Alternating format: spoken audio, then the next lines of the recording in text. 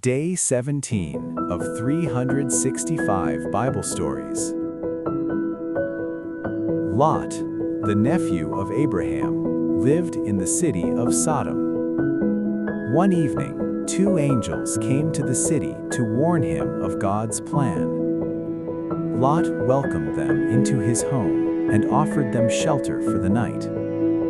Inside the house, the angels spoke to Lot, saying, "God has decided to destroy the city of Sodom, for it has become a place of great darkness and evil.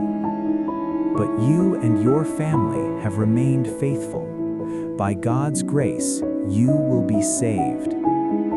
Before the night had ended, a crowd of men from the city gathered outside Lot's home. They shouted and demanded the two visitors be brought out to them. The angels quickly shut and bolted the door. Then they said to Lot, "Gather your family and all who belong to you. Leave this city at once. God is about to destroy it." Hurrying in fear, Lot gathered his family and wrapped them in cloaks to protect them from the falling ash. They rushed through the streets, stumbling over rocks as fire and smoke filled the sky behind them. As the city burned, God remembered his promise to Abraham. Lot and his family escaped, saved by God's mercy. Join me tomorrow as we continue this journey through the Bible.